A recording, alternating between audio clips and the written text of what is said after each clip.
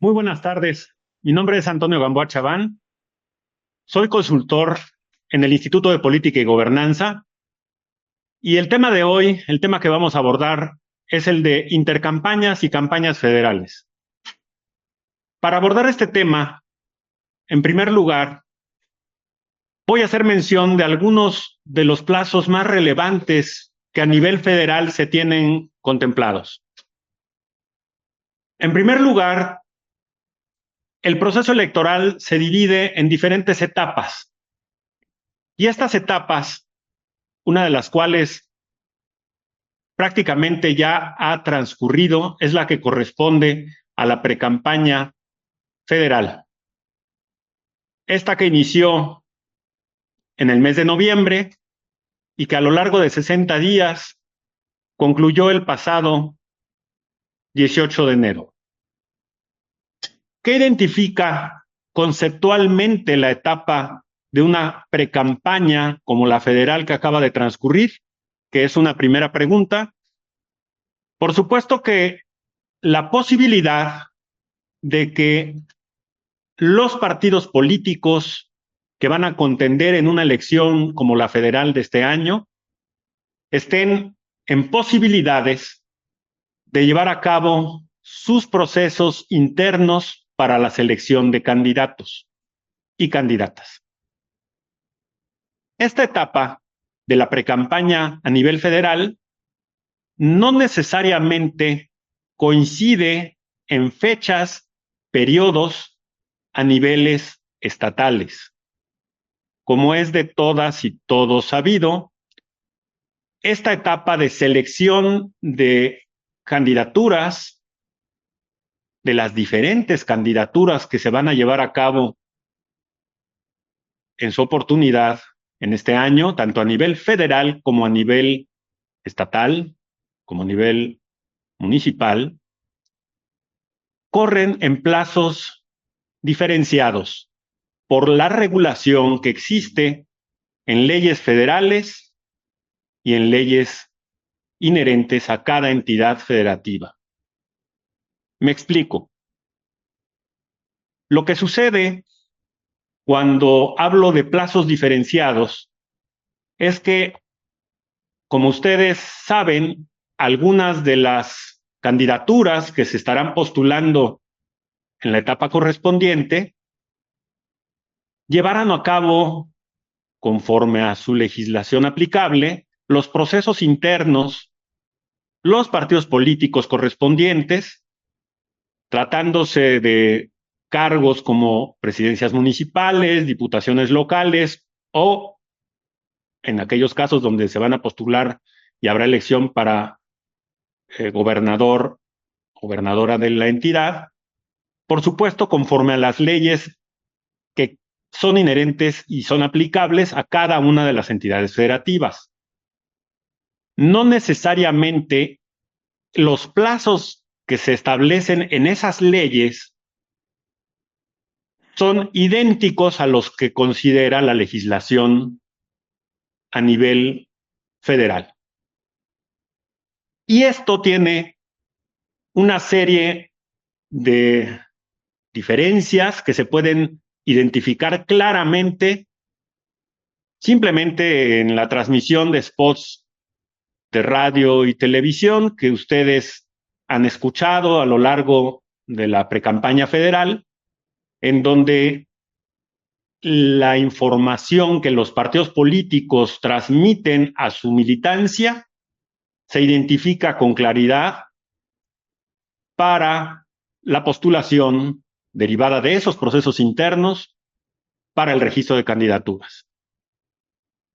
Una vez concluido el plazo, y me refiero a la precampaña federal, que incluye 3 grandes grupos, el de la Presidencia de la República, el de las senadurías y el de las diputaciones federales, existe un periodo que ya inició el pasado 19 de enero y concluirá el 29 de febrero próximo, denominado en ley como la intercampaña.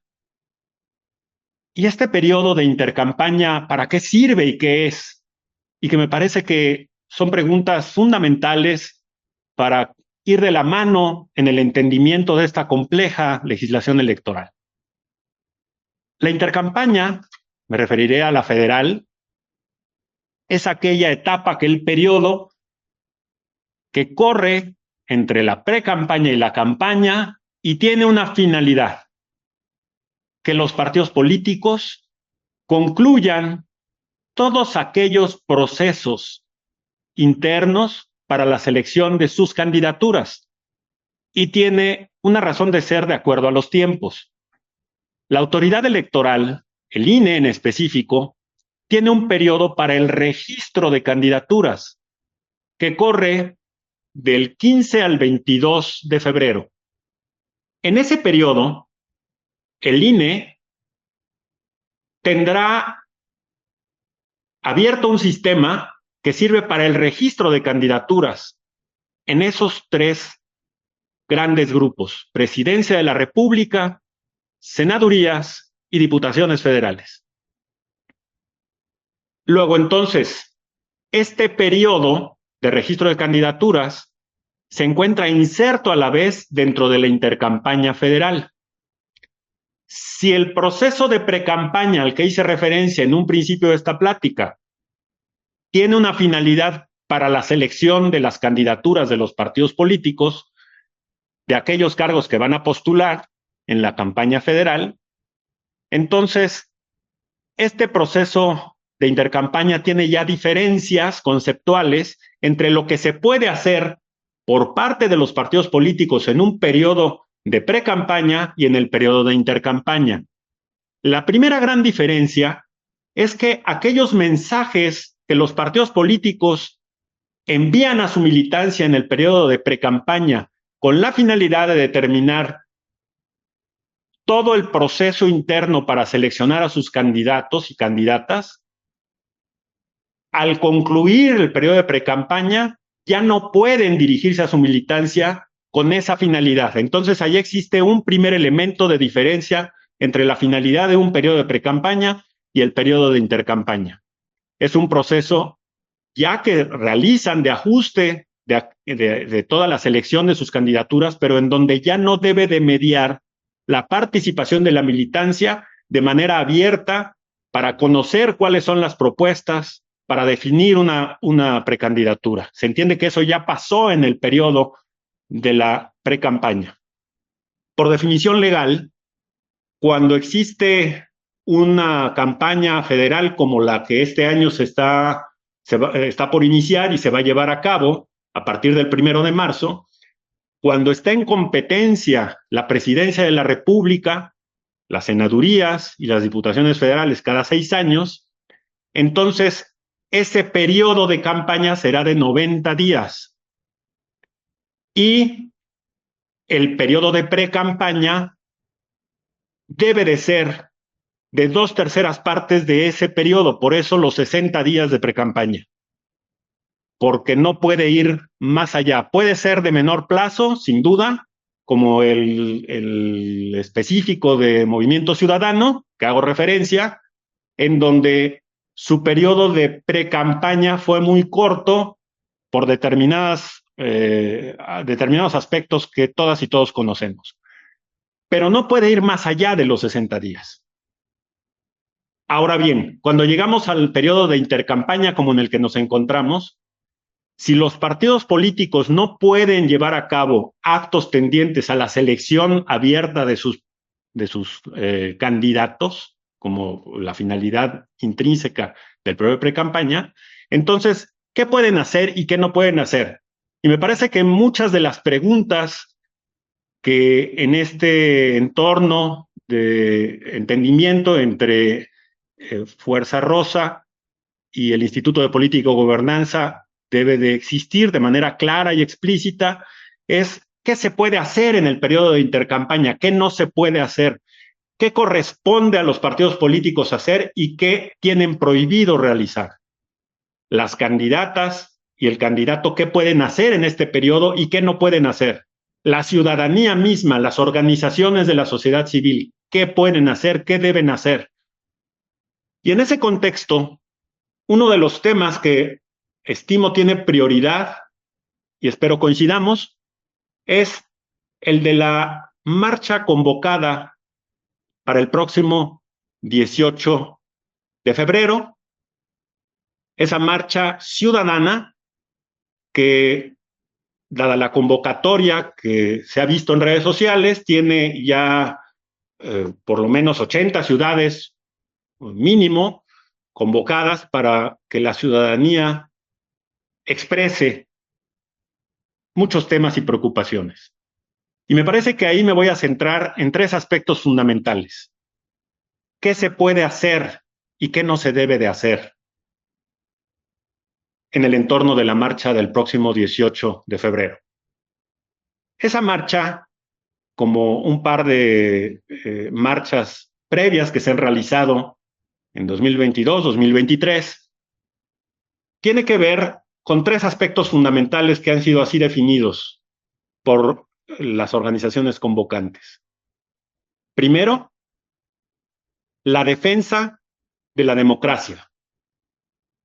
En segundo lugar, la defensa de las instituciones democráticas.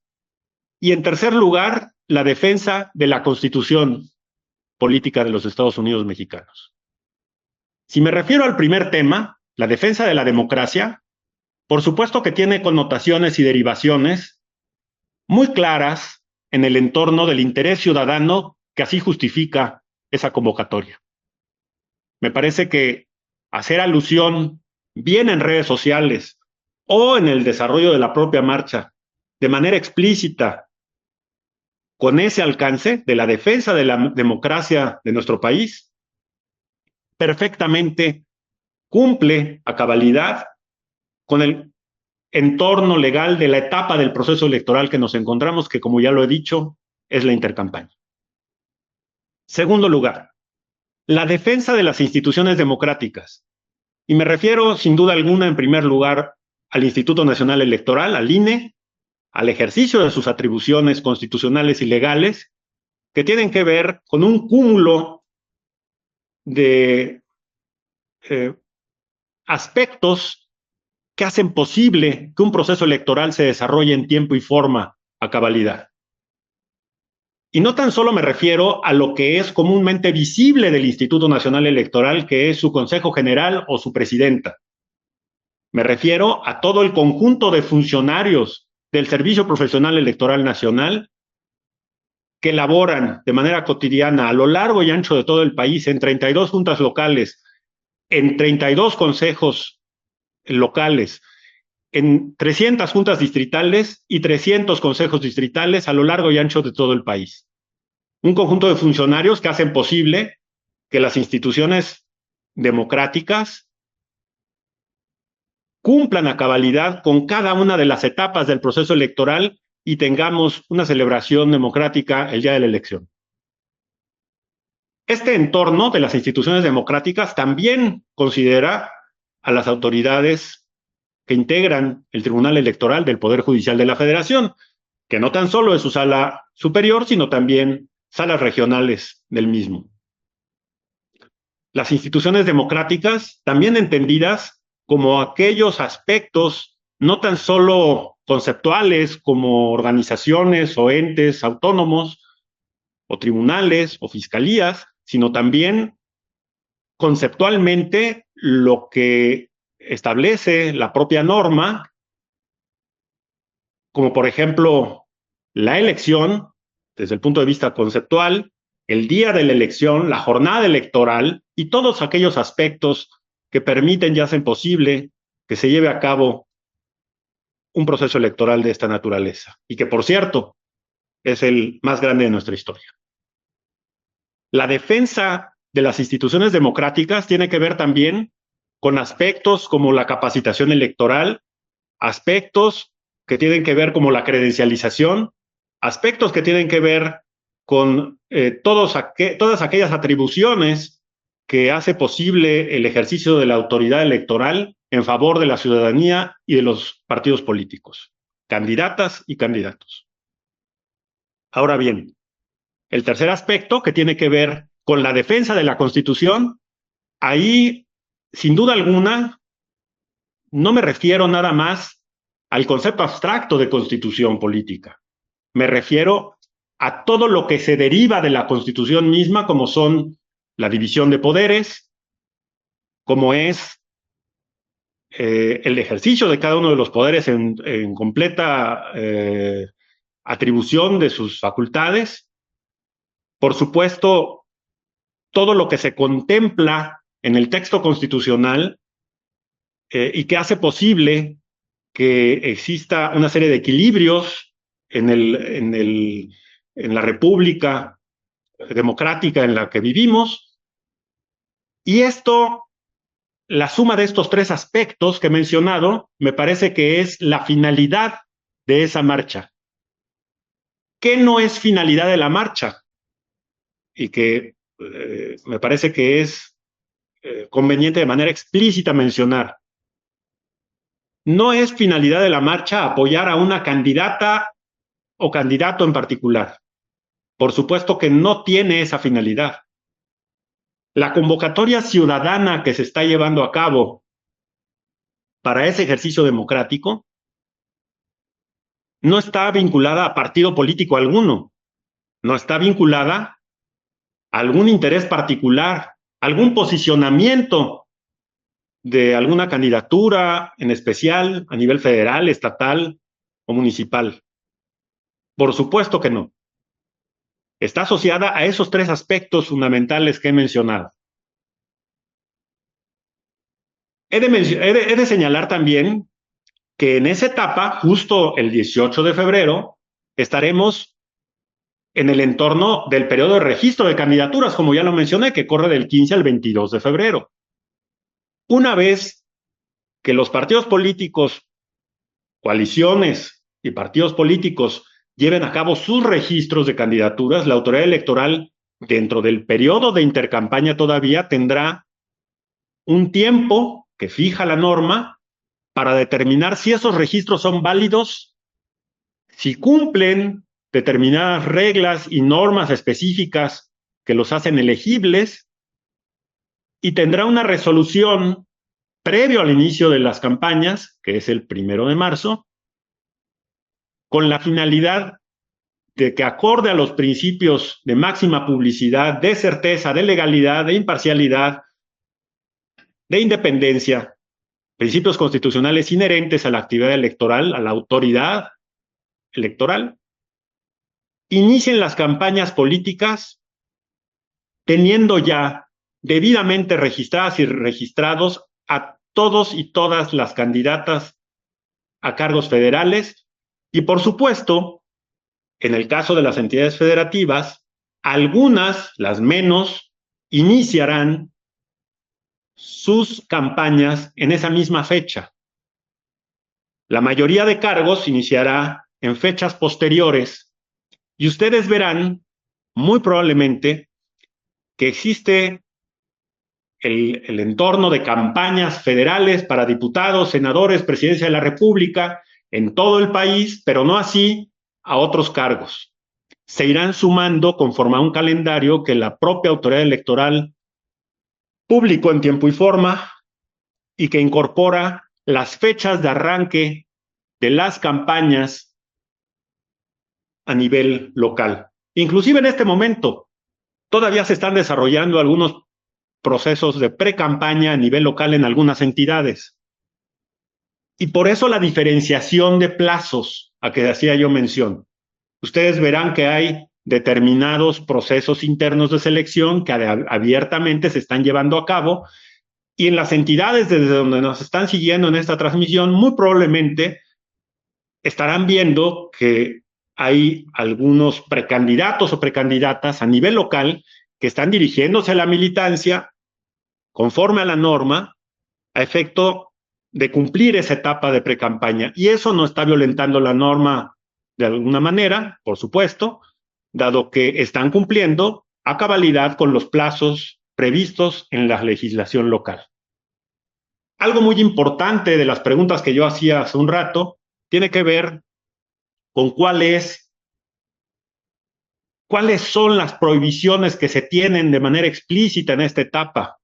¿Qué se puede hacer? ¿Qué no se puede hacer? Sin duda alguna, las precandidatas y el precandidato a nivel federal, a la presidencia de la República, no pueden hacer proselitismo, no pueden hacer llamados al voto, no pueden generar propuestas específicas porque no es la etapa correspondiente para hacerlas. Esa será la campaña federal.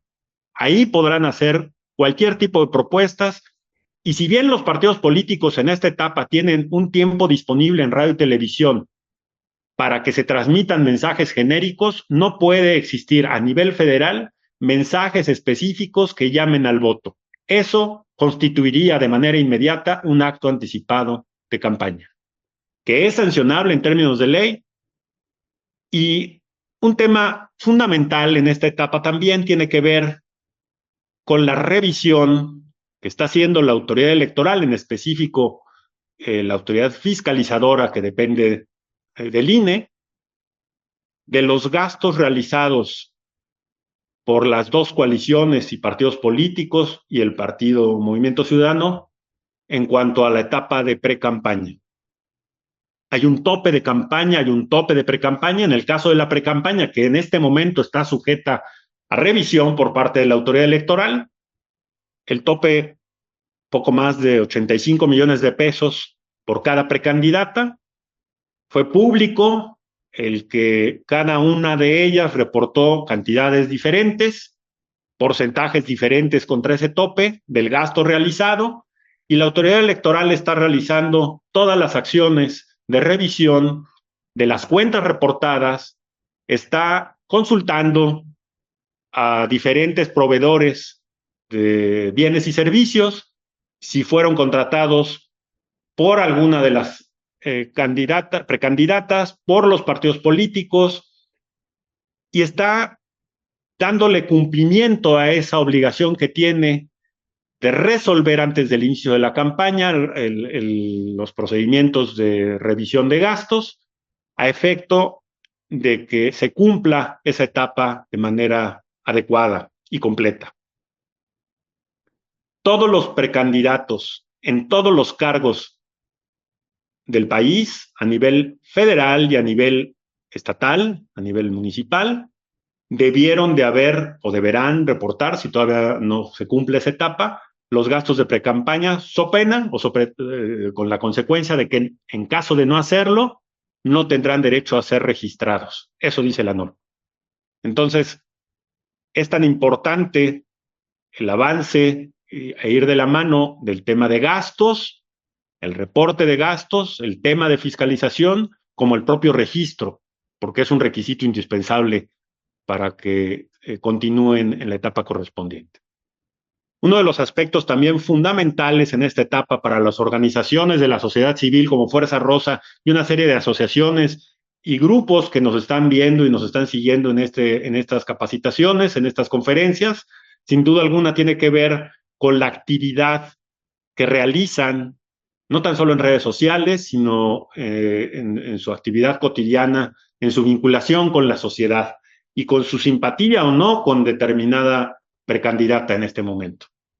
Y esto es fundamental subrayarlo y recalcarlo a efecto de que no se presente algún tipo de posible violación de la norma, porque muchas de las organizaciones que están convocando este esfuerzo del próximo 18 de marzo y que nos están siguiendo en esta transmisión, sin duda alguna, inclusive hasta por estatutos, tienen prohibiciones explícitas de vincularse a partidos políticos. Y también queda claro que no es su finalidad. Su finalidad es llevar a cabo acciones vinculadas a la sociedad civil. Y esta actividad, en tanto no sea sistemática, en tanto no existan mensajes que de manera, o publicidad que de manera coordinada en todo el país emitan un mismo mensaje, me parece que no tendría ninguna implicación y están en total ejercicio de su libertad de expresión.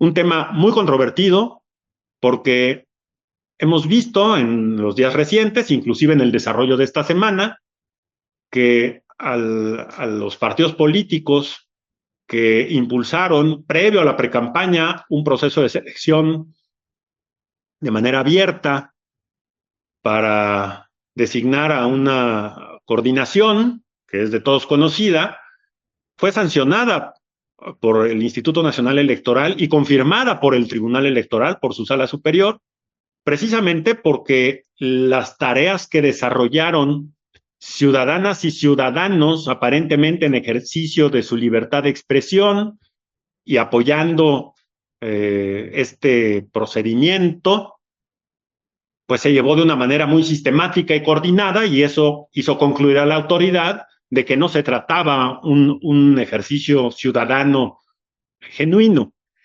y por ello se consideró que había omisión en los gastos realizados del partido político, de los partidos políticos que llevaron a cabo este procedimiento, y fue objeto de sanción y de confirmar esa sanción precisamente esta semana.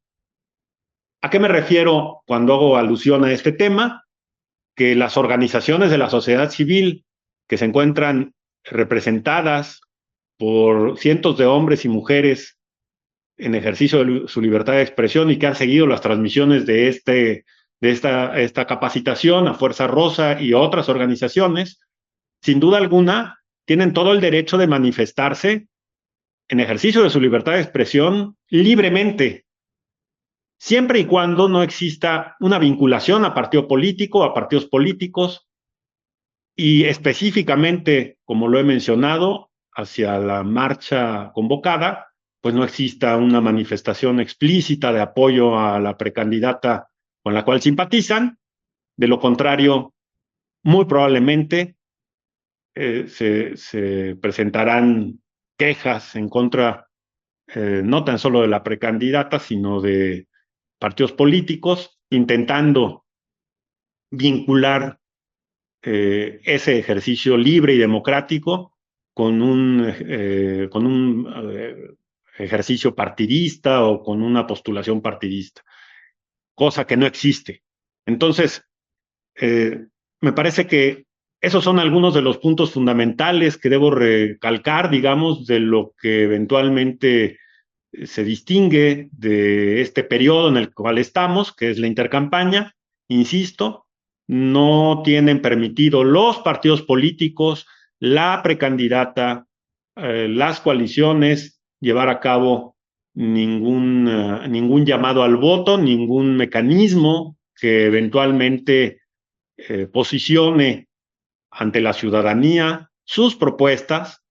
Sí pueden generar, como lo ha dicho el propio Instituto Nacional Electoral y el propio Tribunal Electoral lo ha confirmado, y no tan solo para este proceso, sino en procesos federales anteriores, sin duda alguna sí pueden dirigirse a la ciudadanía los partidos políticos, pero siempre y cuando se vinculen a sus valores, a sus principios, a temas genéricos que son contemplados en la documentación básica que tienen y que se encuentran debidamente registrados ante la autoridad electoral. Disponen de tiempo en radio y televisión para hacerlo. Lo hemos visto también en redes sociales. Tienen encuentros propios de su estructura partidista, pero esto de ninguna manera vincula con propuestas explícitas ante la ciudadanía.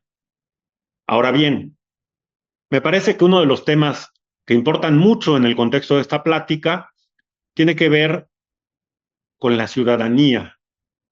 ¿Qué podemos hacer los ciudadanos, las ciudadanas, en función de lo que en esta etapa del proceso electoral está pasando? ¿Las prohibiciones le aplican al ciudadano o no le aplican? Me parece que uno de los aspectos fundamentales y que muy probablemente serán objeto de pregunta de ustedes en el desarrollo de esta plática o como resultado del desarrollo de esta plática, tiene que ver precisamente con ello. Y me queda claro también que esta plática no está dirigida a militancia partidista, ni mucho menos. Ciudadanas y ciudadanos libres que han determinado ejercer su libertad de expresión, en ejercicio de su libertad de expresión, hacer publicaciones en redes sociales, mencionar su punto de vista, en total derecho tienen de hacerlo en cualquier etapa y en cualquier momento, no tan solo de un proceso electoral, sino en cualquier momento en el que ustedes decidan. Sin embargo, el realizar este tipo de manifestaciones y aquí pongo un acento importante, pagando una publicación en redes sociales, ahí puede tener una connotación importante.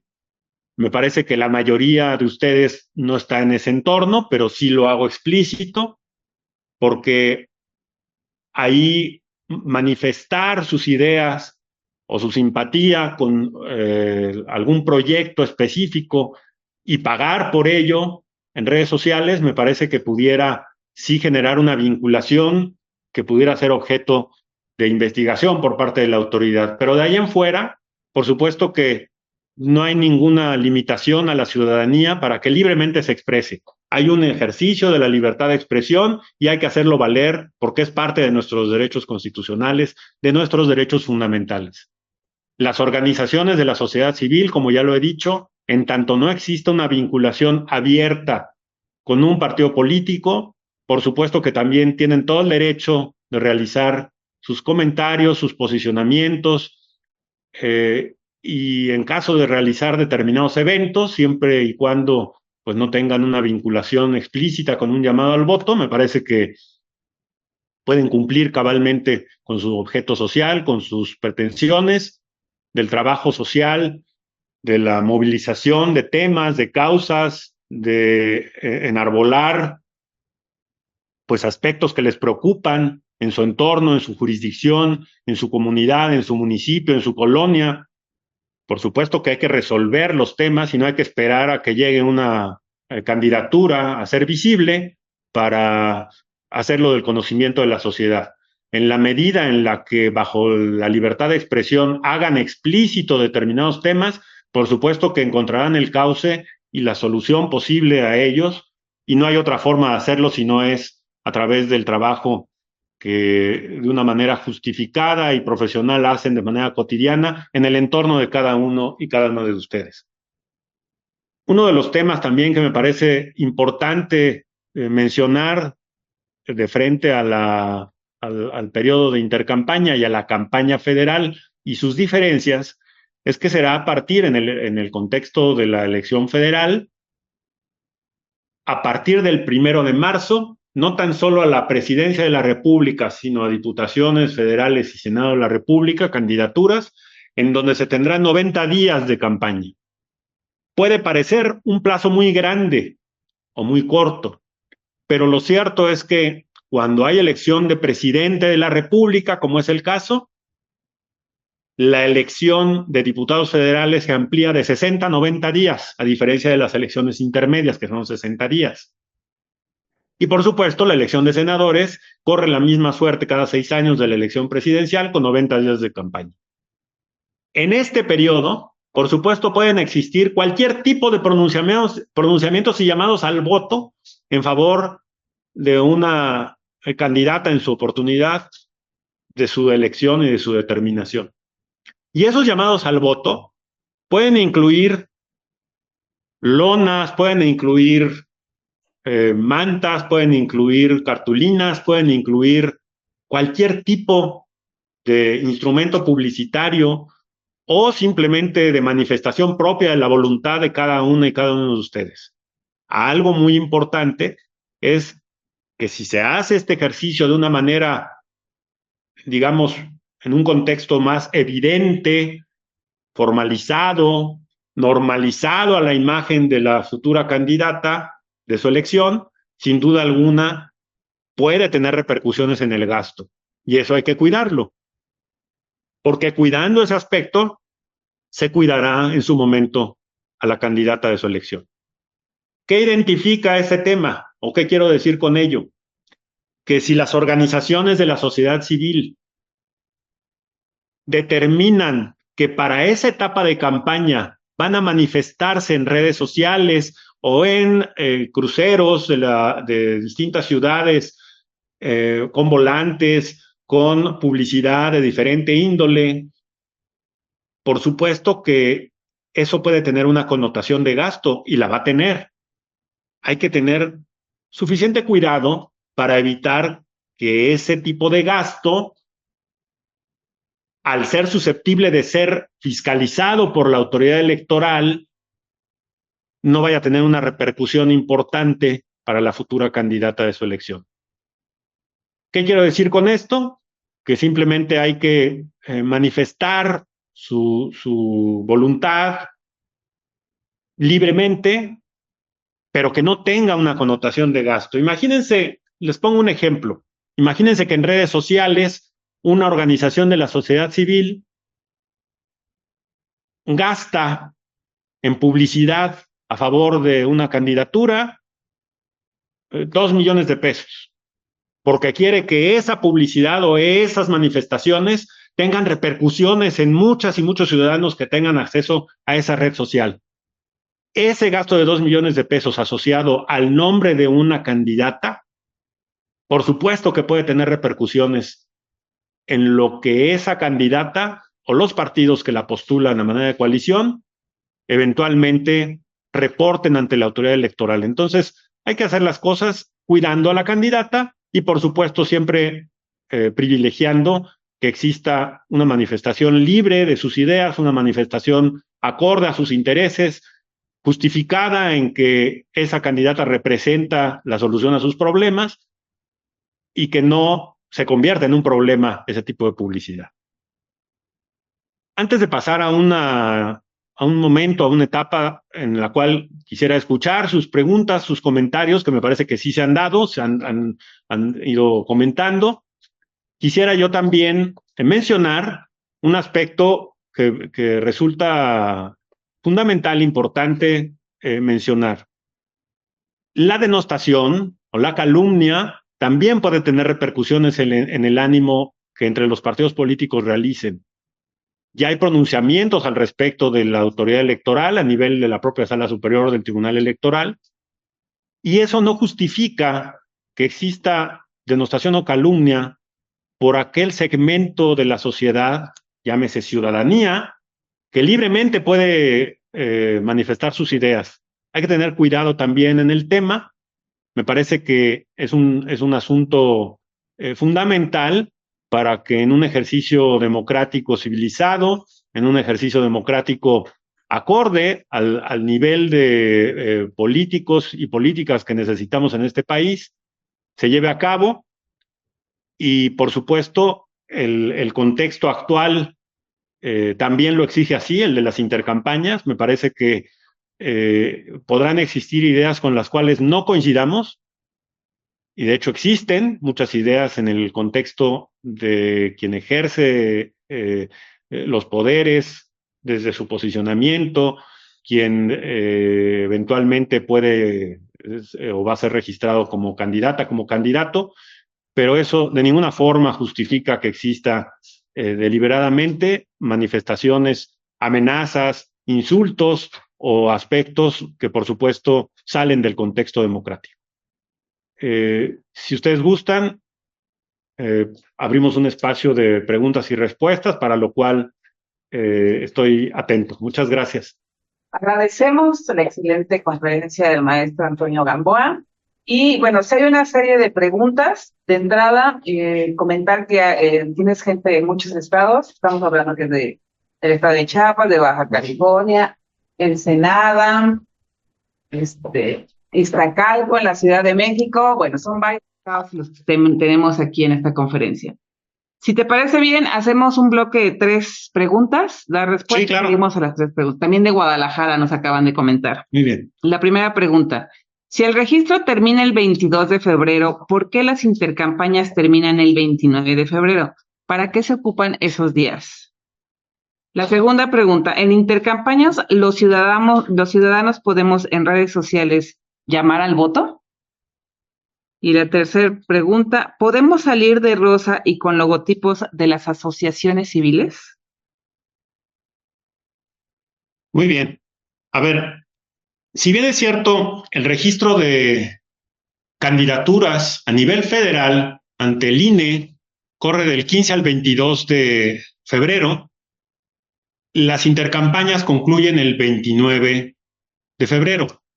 Este periodo entre la conclusión del registro y la conclusión del periodo de intercampaña tiene una finalidad preponderante que le atañe a la autoridad electoral: la revisión de cada uno de los expedientes que se están registrando en todas las candidaturas federales del país para determinar su elegibilidad, es decir, si cumplen los requisitos que establece la norma para ser postulados candidatos y candidatas.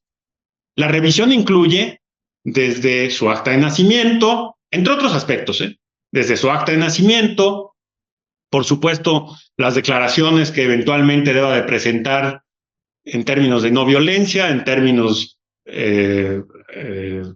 fiscales, en fin, de residencia o de nacimiento en una entidad federativa, en un lugar determinado. Por supuesto, haber cumplido los requisitos que el partido mismo o la coalición exige para ser postulados. Y entonces, esta serie de documentos son miles de documentos que debe revisar la autoridad electoral en ese proceso de registro. Si bien el periodo de registro es del 15 al 22 de febrero, la revisión de todo ese cúmulo de documentos comenzará a partir del 23 de febrero. Y a partir de ahí, la autoridad electoral determinará mediante una resolución, el INE, su Consejo General, que han sido debidamente registrados por haber cumplido, quienes lo hayan hecho, todos los requisitos del caso. Y por eso hay un periodo posterior al registro, a la etapa de registro, para que la autoridad electoral se manifieste y eventualmente algunos partidos políticos o coaliciones, en casos específicos, que sus candidatos y candidatos propuestos a registro no hayan cumplido, tengan posibilidad de sustituirlos eventualmente para iniciar el periodo de la campaña federal en tiempo y forma posterior al 29 de febrero. Esa es la explicación técnica, digamos, o el periodo que justifica ese tema. Me parece que el otro tema era el llamado al voto de la ciudadanía, que eventualmente pueda hacer o no en este periodo de intercampaña. Si bien existe una prohibición explícita en la norma en la intercampaña para partidos políticos, precandidatas, precandidatos o precandidato, por supuesto que a la ciudadanía no le queda claro si esa prohibición le es extensiva o no. Y me parece que aquí hay un tema particular que debo hacer mención, porque posiblemente si ese ciudadano, esa ciudadana no tiene filiación partidista alguna, pues por supuesto que puede hacer mención en el ejercicio de su libertad de expresión de lo que piensa de una candidata o no, o de una precandidata en esta etapa, y si eventualmente quiere hacer un llamado al voto será bajo su estricta responsabilidad. Mi punto de vista es que hay una distinción entre hacer un llamado al voto en calidad de funcionario o militante partidista, o representando un partido político, o siendo precandidato o precandidato, y una ciudadana o un ciudadano, que no tiene ningún vínculo con un partido político. En redes sociales, si un ciudadano o una ciudadana tiene una manifestación de un llamado al voto a favor de alguien, que eventualmente será susceptible de ser registrado candidato, ¿podría hacerlo? La respuesta es sí. ¿Tendrá repercusiones en cuanto al ánimo de la autoridad electoral? Si no hay ninguna vinculación partidista ahí, me parece que en ejercicio de su libertad de expresión podrá hacerlo libremente. En cuanto al color, si se pueden vestir de rosa o no para el evento, yo diría no tan solo del 18 de febrero, sino en la cotidianeidad, en sus publicaciones en redes sociales o en diferentes entornos. Por supuesto que vestirse de rosa, sin duda alguna, identifica una simpatía con una precandidata en específico, en este momento, a nivel federal, y es también un derecho, ¿no?, abierto de la ciudadanía de vestirse del color que quiera. Sin duda alguna, si se sistematiza esto por parte de un partido político, de los que están en el entorno de la coalición, ahí sí pudiera haber un tema en particular, es decir, si existe una instrucción de un partido político o de la propia coalición de que a un evento determinado se vistan de rosa, pues, digamos, en tanto no exista un llamado al voto, me parece que no hay un tema que discutir. Perfecto. ¿Podemos llevar nuestros carteles de democracia hechos sobre cartón de cajas a la marcha? Segunda pregunta. ¿Precandidatos locales sí pueden hacer precampañas hacia los miembros de sus partidos hasta el 22 de febrero? Y la tercera pregunta. ¿Podemos colocar mantas o calcas en nuestros carros o automóviles? ¿En nuestras casas o automóviles, perdón? Muy bien. Primero que nada, por supuesto que en el contexto local, las fechas de precampaña son diferenciadas, como yo lo mencionaba, de la precampaña federal. Algunas concluirán en la primera semana de febrero, otras un poco más adelante, y ellos pueden hacer llamado al voto de su militancia en términos de la etapa en la que se encuentran, que es la precampaña local. No podrán hacer llamado al voto abierto a la ciudadanía porque eso se constituiría en un acto anticipado de campaña. Los calendarios de precampaña a nivel local y las diferencias que hay con la precampaña a nivel federal e inclusive a nivel local las diferenciaciones que hay cuando hay campaña a gobernador con campaña de presidencias municipales de algunos municipios tienen diferentes periodos inclusive al interior de algunas entidades. Entonces, si ustedes así lo consideran, en el grupo correspondiente de WhatsApp se les distribuiría, si es que no lo tienen, para pronta referencia, el calendario correspondiente a todo ese entramado de precampañas, intercampaña y campaña y sus diferentes plazos a nivel local, insisto. Todo aquel precandidato que en este momento a nivel local se encuentre en una precampaña, sin duda alguna, puede hacer un llamado al voto de su militancia, no abierto a la ciudadanía, y estará cumpliendo con la norma. Y hasta el último día de esa precampaña en términos del calendario que les vamos a compartir, por supuesto, con mucho gusto. Si se pueden colocar o se pueden llevar carteles a la marcha, por supuesto que sí, en esos tres órdenes: defensa de la democracia, defensa de las instituciones democráticas, defensa de la Constitución y todas las derivaciones que se tengan de ahí. En la Constitución, por supuesto, cabe la división de poderes, la Suprema Corte de Justicia de la Nación, el propio Instituto Nacional Electoral. En fin, hay múltiples variantes, pero digamos en ese entorno, y sin duda alguna se pueden preparar carteles hechos a mano, se pueden mandar a hacer carteles, se puede hacer mantas, se pueden hacer cualquier tipo de publicidad inherente a ese tema, sin ninguna repercusión. Ahora, se pueden colocar mantas o calcomanías. Me parece que ya el hecho de mandar a hacer una calcomanía, quizá en una producción limitada, pero finalmente se mandan a hacer 100 calcomanías, bueno, pues simplemente hay que tener la pronta referencia que es un ejercicio ciudadano, que no sea sistemático, es decir, que no se vea que toda una flotilla de vehículos tiene las mismas calcomanías o los mismos microperforados, porque eso ya puede llamar la atención de la autoridad electoral.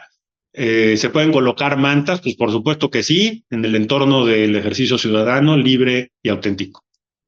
Ok, hay tres preguntas que giran en torno a la misma idea. ¿Qué hacer con infiltrados en la marcha y que lleven publicidad de Xóchitl o algún partido político? ¿Puede afectar a su candidato?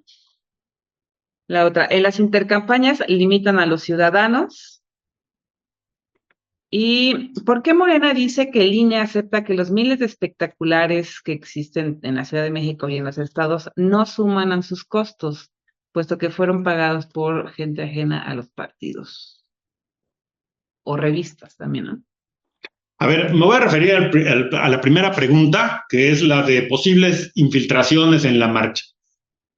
Hay un tema que me parece que es fundamental, inherente a las organizaciones, en principio, a las organizaciones de la sociedad civil que están convocando, y que es que quienes forman parte de esas organizaciones eventualmente, por supuesto, tengan un control de qué está pasando al interior de la marcha o de las marchas que se van a llevar a cabo en todo el país, que no exista eventualmente un tema que se permita que hagan lo que quieran, ¿no? O sea, por supuesto que debe haber cierto control, pero eso no quiere decir que haya una confrontación, hay que tener cuidado en ese tema, porque me parece que han sido ejemplares las marchas de 2022 y 2023 en defensa de la democracia, de la Suprema Corte de Justicia de la Nación, y el ejercicio democrático del próximo 18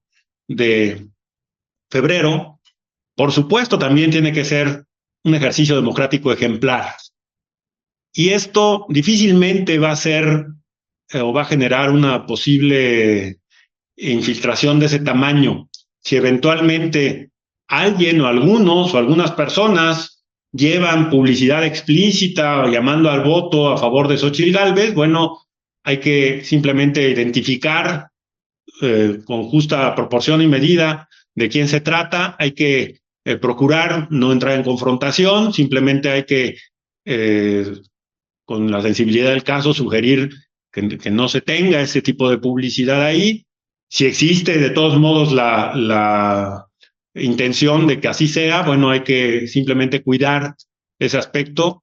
El propósito, y debe de quedar claro en la convocatoria que ha sido muchas veces repetida en redes sociales, cuál es la defensa de la democracia, de las instituciones democráticas, de la Constitución, de todos los valores que ello implica, sin que exista un llamado al voto. Hay que tener simplemente cuidado y hay que registrar exactamente de qué se trata para estar en oportunidad de reaccionar desde el punto de vista legal si fuera el caso.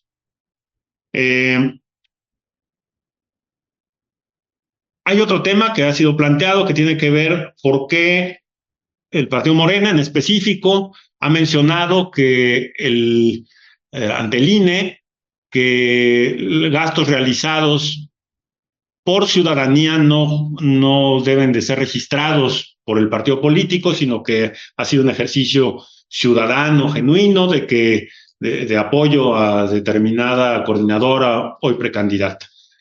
Lo mencioné a lo largo de la exposición.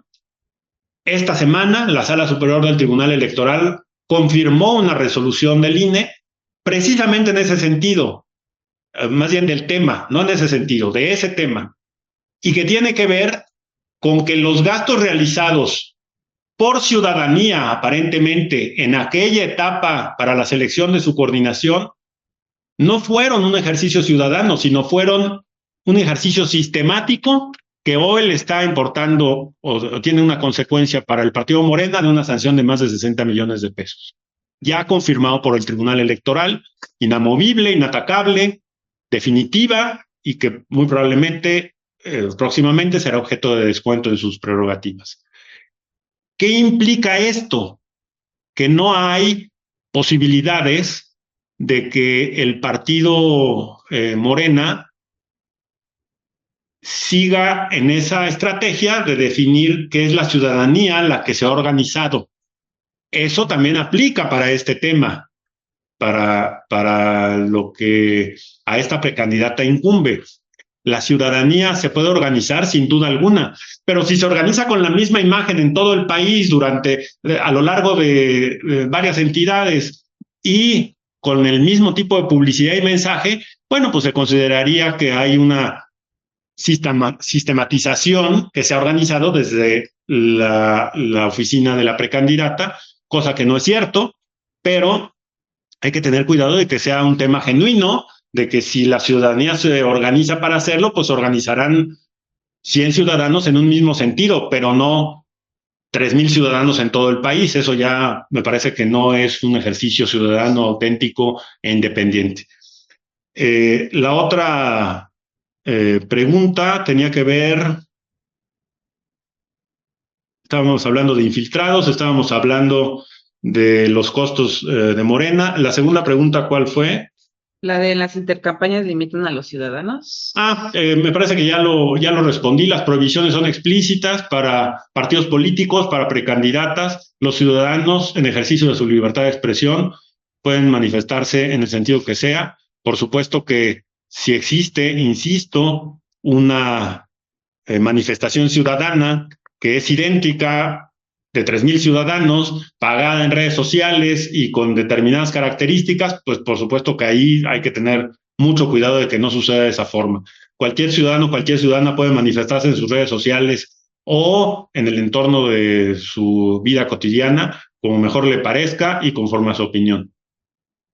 Otras 3 preguntas. Si me registro ante el INE como observador electoral, ¿se me limitan mis actividades de promoción del voto? Hay un caso aquí que menciona que él colocó una manta en su casa con el logo de Fuerza Rosa, se gastó un presupuesto de 3,000 pesos. Si debe de reportarlo y dónde debe de reportar ese gasto. Y finalmente también otro caso que menciona que hizo un reel en Facebook donde llamó mucho la atención. No se hizo un llamado al voto, pero se utilizó el nombre de la candidata. ¿Esto puede tener repercusiones? Muy bien, a ver, el tema de la observación electoral, hay mucha claridad en cuanto a las obligaciones de quien se registra como observadora electoral. Si la observación electoral o el observador electoral registrado cumple esas obligaciones, no por el solo hecho de ser observador electoral limita cualquier otra actividad que pueda desarrollar, pero no en el mismo momento. Es decir, al fungir como observador electoral en determinada etapa del proceso electoral no va a hacer promoción del voto. Hará promoción del voto de manera independiente y en tiempos por separado de su función de observador electoral, salvo que exista una limitante que así le haya sido notificada. Pero en principio, si esa observación electoral cumple a cabalidad con su responsabilidad, pues de manera independiente, en tiempos por separado, pues podrá hacer la promoción del voto que considere oportuno.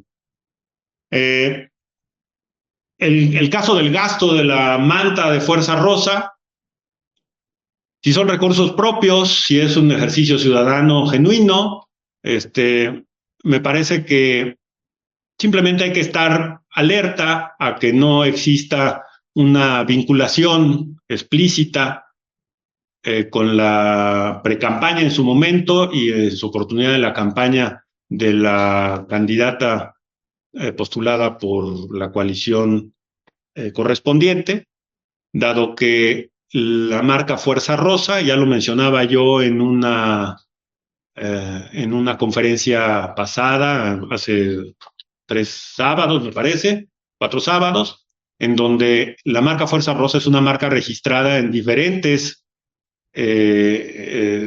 con diferente alcance por parte de la hoy precandidata. Entonces, simplemente hay que tener, digamos, diligencia en cuanto a estar debidamente informados, informadas y coordinados si no se pudiera considerar un tema de aportación en especie. Ese es el único aspecto, y eso es forzosamente a través de los partidos políticos. Si existe un ejercicio ciudadano genuino de una ciudadana para colgar una manta en ese sentido, con el nombre de la precandidata, porque así es su deseo, me parece que no tiene mayor implicación. Insisto, hay que esperar cualquier tipo de coordinación derivada del equipo de la precandidata o de los propios partidos políticos. El reel de Facebook, la pregunta es, ¿fue pagado? ¿Se le invirtió algo? Si no se le invirtió nada y fue un tema totalmente orgánico, si llamó la atención, si hay un video, si medio un video o determinadas publicaciones secuenciales, me parece que no tiene mayor implicación, es un tema estrictamente inherente a su libertad de expresión. Preguntan en los medios por los que se está convocando la marcha del 18 de febrero y si esto tampoco tiene implicaciones al respecto de supuesto y demás. ¿Cómo hacer que el INE ponga un alto total a la colocación de mantas de Morena? Si es posible. ¿Y qué consejo daría para los adultos mayores que tienen miedo de colocar logos de cartón a favor de Xóchitl para no perder las ayudas que reciben del gobierno federal? A ver, voy a empezar por este último tema, que me parece relevante. Todos los adultos mayores tienen derecho a expresarse libremente en cuanto a su predilección política o electoral. Esto no tiene nada que ver con ningún tipo de limitante con sus derechos constitucionales. El derecho constitucional a recibir cualquier tipo de ayuda o programa social no se ve limitado de ninguna manera, pero bajo ninguna circunstancia, con su predilección política. un derecho constitucional no tiene nada que ver en lo absoluto con un mecanismo o una determinada elección política, electoral que tenga. Entonces eso debe de quedar muy claro. Por supuesto que puede cualquier adulto mayor y cualquier persona que reciba un programa social puede manifestarse libremente en cuanto a las necesidades que tenga, coincidan o no con él o los gobiernos en turno, sean federales o locales. Eso debe de quedar muy, muy claro. Ahora bien, en cuanto a la colocación de mantas del partido Morena, el INE, por supuesto que cumple una función, una doble función, diría yo. Uno, en cuanto al ejercicio de sus atribuciones que realiza de manera cotidiana, y otro, en cuanto a recibir quejas ciudadanas y darle seguimiento a la evidencia que se presente acompañada a esa queja ciudadana y que eventualmente haga posible que un partido político o una persona, un ciudadano, denuncie una colocación ilegal o fuera de tiempo. Si así fuere, por supuesto que el INE puede llevar a cabo el cumplimiento de unas de esas atribuciones al darle seguimiento, al recibir la queja, investigarla y eventualmente sancionar al partido político o no que lo hiciere. Y por supuesto, si así si está fuera de tiempo, sin duda alguna es sancionable, nada más que hay que acreditarlo y hay que denunciarlo. No es un tema que el INE por sí mismo va a tener la capacidad o darse abasto de estar revisando todas las calles, todas las colonias, para saber si esa colocación se está realizando de manera masiva. Si así fuera, hay que denunciar. El tema presupuestal en cuanto a las convocatorias de la marcha del próximo día 18, por supuesto que las organizaciones de la sociedad civil, enteramente y conforme a su libre actividad, pueden realizar esa convocatoria con los alcances que he mencionado, con los costos inherentes a lo que eso represente, sin que tenga ninguna repercusión para eventualmente alguna precandidata con la cual simpaticen, siempre y cuando no se mencione un llamado al voto de esa precampaña o a favor de esa precandidata o con su nombre, porque además no tiene ninguna vinculación la marcha del próximo día 18 con la precandidata. Entonces, un tema importante para redes sociales, los hashtags. Si eventualmente se está utilizando algún hashtag específico para esa convocatoria, pues por supuesto no debe de tener ninguna vinculación con alguna mención o algún hashtag ya utilizado por la precandidata. Si lo tiene, ahí hay un problema. Pero hay un problema de vinculación. Eso es lo que se debe de cuidar. Entonces, resulta fundamental, como es inherente a las redes sociales, el hecho de que se incluyen 3, 4 hashtags en una misma publicación, pues tendrán que ser inherentes a la marcha del 18, a la defensa de la democracia, a todo lo que involucre el propósito de esas marchas, más no así a un llamado al voto y mucho menos a un nombre explícito de la precandidata. Esos son los comentarios hasta ahorita. Si se produce un tuit y se retuitea muchas veces como parte de los ciudadanos a favor de la candidata Xóchitl, ¿se considera una acción coordinada partidaria y es sancionable? Después dice, en un distrito federal estamos recibiendo panfletos de una diputada de Morena. Lo hace como si fuera una ciudadana de a pie. ¿Dónde podemos denunciar esto? Y finalmente, ¿cómo podemos documentar la publicidad indebida a favor de Claudia Sheinbaum? Me parece que dos de las preguntas tienen que ver con publicidad fuera de tiempo, ya sea a favor de una precandidata presidencial o a favor de alguna precandidata a un cargo federal o local. Habría que primero preguntarnos qué es publicidad indebida. Y la publicidad fuera de tiempo se pudiera considerar publicidad indebida, es decir, en la etapa de precampaña. Si su colocación llamando al voto es en esta etapa, por supuesto que no se configura de manera inmediata una posible violación a la ley electoral. Entonces, la siguiente cuestión a resolver es ante quién se denuncia, ante el INE, ante la autoridad que eventualmente sea más cercana del INE, llámese junta local o junta distrital correspondiente. Hay que presentar una denuncia haciendo descripción de hechos con circunstancias de modo, tiempo y lugar, y que eventualmente identifiquen con claridad y aporten elementos para que la autoridad electoral se allegue de toda la información, inicie un procedimiento y cite a las partes, a la parte acusada, digámoslo así, con las evidencias del caso, que pueden ser fotografías, pueden ser videos, pueden ser testimoniales, en fin.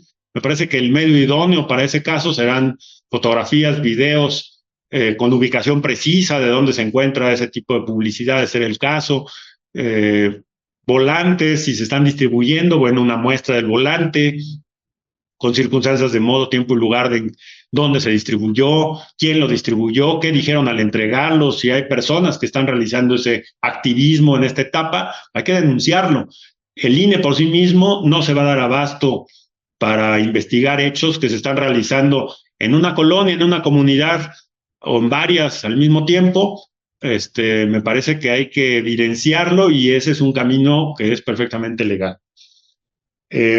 Un Twitter o ahora X, ¿no? Una publicación en una red social que tiene casi 20 millones de usuarios en nuestro país. Por supuesto que hay publicaciones que hace la ciudadanía, que hace encuestas por la propia naturaleza de esa red social, que tiene los llamados spaces, ¿no? Que eventualmente convoca con temas determinados a mucha ciudadanía o a especialistas para llevar a cabo determinados comentarios, para intercambiar opiniones, para citar a algún funcionario, para diversos fines. Entonces, una red social como esta y como cualquier otra, me parece que tienen propósitos específicos.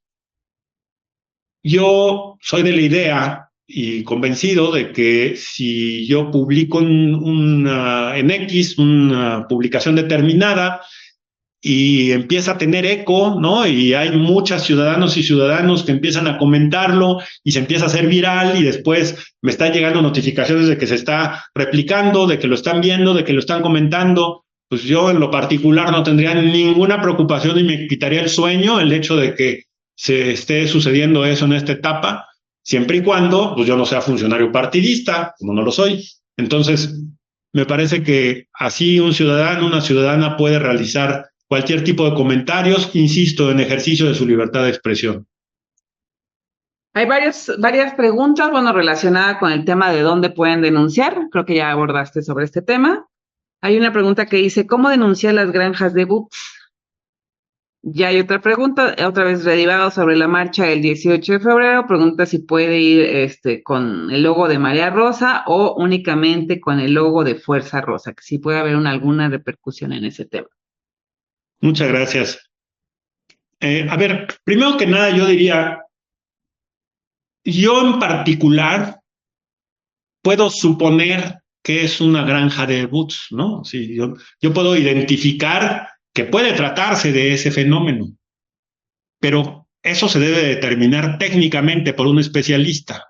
Es decir, cualquiera de nosotros, nosotras, no podemos determinar que se trata de una granja el que estén replicando determinadas cuestiones. Puedo inferirlo, puedo suponerlo, pero técnicamente debe de ser resuelto por alguien competente, por un especialista, y eso debe de hacerse ante la autoridad. Y entonces ese especialista, para determinar que se trata de ese fenómeno, debe de allegarse de elementos que se los puedo acercar yo como ciudadano a un especialista o a la propia autoridad para que la autoridad convoque a un especialista y determine si efectivamente es ese fenómeno. Eso no necesariamente es una violación. Es decir, hay muchas granjas de este tipo incrustadas en redes sociales en donde la suposición de que se trata de ese fenómeno, pues la identifico porque tiene 3 seguidores, 8 seguidores, 100 seguidores, y resulta que pues, es todo un especialista de muchos temas, no tiene un nombre, digamos que pueda ser constatable, no es una cuenta verificada, y muchas características inherentes o parecidas. Y entonces, imagínense que una publicación que puede ser viral, pues no tiene una imagen, no tiene un nombre real, tiene 100 seguidores, tiene 8 seguidores, y sin embargo es un gran influenciador de muchos grupos y de muchas personas que lo siguen iguales, con un seudónimo, con un nombre imaginario.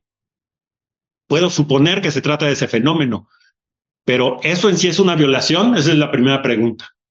Un segundo momento, si lo que está publicando está siendo patrocinado, es decir, se está pagando y tiene una publicidad pagada, pues eso lo debe de investigar la autoridad.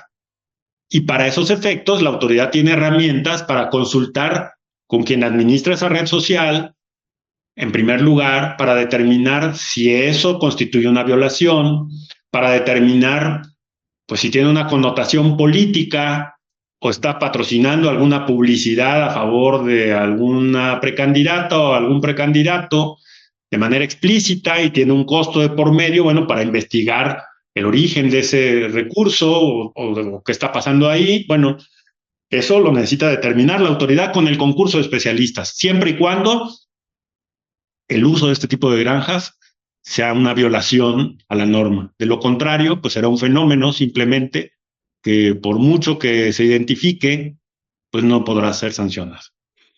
El caso de Marea Rosa, de Fuerza Rosa, si son organizaciones de la sociedad civil, si están legalmente constituidas, si tienen, por supuesto, una actividad preponderante que hace convocar a ciudadanas y ciudadanos libres, pues así como yo he visto este tipo de publicaciones llamando a una marcha por la democracia, a la defensa de la Constitución, cualquier organización de la sociedad civil que considere que puede sumarse de cualquier ideología a esta marcha, por supuesto lo puede hacer y puede ser llamado a esa marcha. Hubo mucho interés también al respecto del tema del calendario de campañas. Aquí nada más comentarles que el instituto va a publicar ese calendario en su plataforma de capacitación. Ya tuvimos una sesión al respecto de la plataforma de capacitación donde ustedes van a poder tener acceso y ahí se va a compartir este calendario de campañas. Y también la última pregunta está derivado sobre el tema de la capacitación, si se va a dar una capacitación con mayor profundidad al respecto de estos temas. La respuesta es sí, ahorita fue una charla introductoria, pero en esa plataforma ya van a poder encontrar cursos de capacitación, contenido, etcétera, con mayor profundidad de todos los temas que hemos estado tocando. Creo que ya no hay más preguntas. Agradecemos al maestro Antonio Gamboa por su participación y a todos ustedes también por haber asistido a esta reunión. Muchas gracias a todos.